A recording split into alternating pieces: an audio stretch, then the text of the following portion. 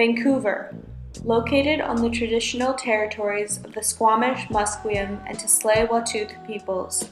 Coastal city in Canada, pulsating with the flicker of stars and skyscraper lights, carved with the curvatures of bridges and mountains, and like any city, home to aspiring musicians.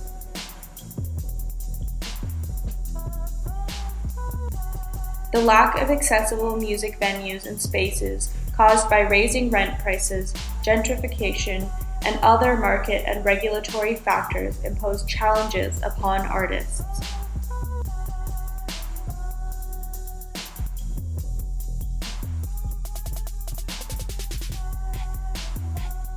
Probably just the main challenge would be getting your music out there, getting your music heard more to a bigger audience. You have platforms like SoundCloud and YouTube, but then it's finding ways out of there. And I feel like with that, it's getting yourself out there into your city, into your scene, getting to meet people in person, showing them that you're a musician, giving them your music. The lack of accessible spaces inhibits the necessary opportunities to share, collaborate, create, network, and grow. Unfortunately, music venues in Vancouver are continuing to dwindle, as it was announced in March of 2016 that the beloved Railway Club would be closing its doors for good.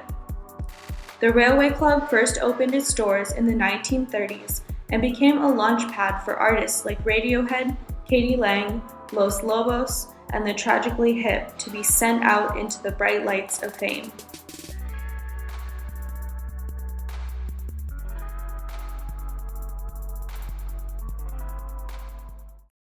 In the case of the Railway Club, I think it was simply that they weren't really making a ton of money under the current format, and it's difficult to survive in this climate when you're not. And so it was put up for sale. The people that were running it it was just too hard to do it, and so I think it sat on the market for a long time before somebody bought it. And I guess the good news is it's still a bar. It's not like being to be bulldozed or anything like that.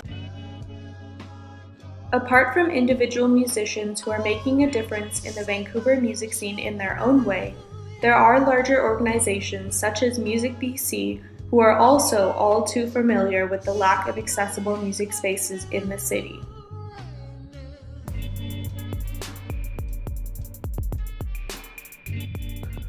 Well, this year is the first year that the provincial government has created the BC Music Fund, which is really exciting because it's $15 million just for the music industry. And right now it's just a one-year trial, but it's based off of the Ontario Music Fund, which is $50 million, and it gets renewed every single year.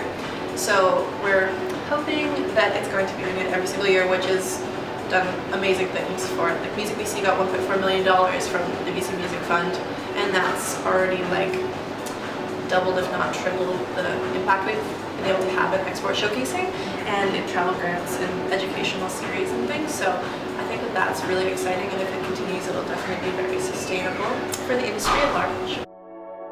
Like how a small ripple can create a huge wave in the ocean, the pulsating heartbeats of dreamers and passion chasers will, like they always have, keep Vancouver's artistic community abound, ultimately working towards mitigating the lack of accessible music venues. And so, a couple words of advice to aspiring musicians. My advice would be to get out into your community, get out into the scene, find out who else is making music like you, get to know them, and a lot of networking. I feel like networking is a really crucial part that a lot of people kind of don't do as much, and at the same time totally work on your music, put out the best quality you can, but also make the connections. Yeah, I mean just be out there, be part of the scene, be part of the community, and be friendly to everyone else, and opportunities will come your way too.